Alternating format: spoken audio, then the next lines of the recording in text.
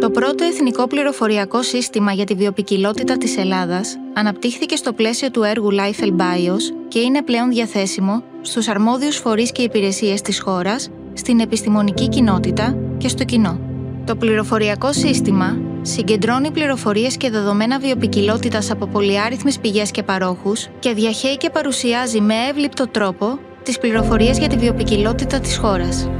Βασικός στόχος του πληροφοριακού συστήματος είναι να διευκολύνει τους αρμόδιους φορείς και υπηρεσίες της χώρας στην παρακολούθηση της βιοποικιλότητας της Ελλάδας και στην εκτίμηση της κατάστασής της, στην ιεράρχηση προτεραιοτήτων για τη λήψη μέτρων προστασίας και αποκατάστασης, καθώς και στη χάραξη εθνικών στρατηγικών και πολιτικών. Οι ενδιαφερόμενοι για τη βιοποικιλότητα της χώρας έχουν τη δυνατότητα να αναζητήσουν πληροφορίες μέσα από καταλόγους ειδών, τύπων οικοτόπων και περιοχών προστασίας και διατήρησης, με βάση την πηγή προέλευσης των δεδομένων αλλά και με βάση τα χαρακτηριστικά τους όπως την ταξινομική ομάδα, τον τύπο οικοτόπου, το καθεστώς και την κατηγορία προστασίας και να εντοπίσουν πληθώρα υποστηρικτικών δεδομένων. Οι χρήστες μπορούν επίσης να αναζητήσουν σε διαδραστικό χάρτη γεωχωρικά δεδομένα για είδη, τύπους οικοτόπων, περιοχές προστασίας και διατήρησης, οικοσυστήματα και οικοσυστημικές υπηρεσίες, πιέσεις και απειλές, χρήση γης και κάλυψη γης.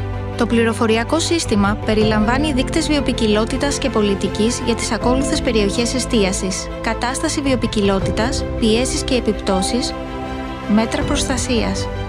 Επιπλέον, οι χρήστες έχουν τη δυνατότητα να διερευνήσουν τις πιέσεις και τις απειλές που δέχεται η βιοποικιλότητα σε εθνικό, ευρωπαϊκό και παγκόσμιο επίπεδο μέσα από καταλόγους πιέσεων και απειλών των τύπων οικοτόπων και των ειδών κοινοτικού ενδιαφέροντος, καταλόγους χωροκατακτητικών ειδών και καταλόγους απειλούμενων ειδών τύπων οικοτόπων και οικοσυστημάτων. Επιπλέον, παρέχονται πληροφορίες για τις περιοχές προστασίας και διατήρησης της Ελλάδας.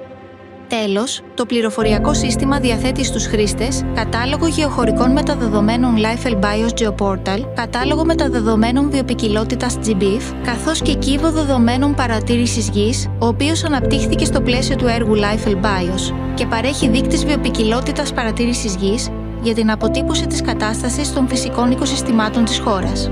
Το Εθνικό Πληροφοριακό Σύστημα για τη Βιοποικιλότητα της Ελλάδας αναπτύχθηκε στο πλαίσιο του έργου Life Bios που υλοποιήθηκε υπό το συντονισμό του Πράσινου Ταμείου.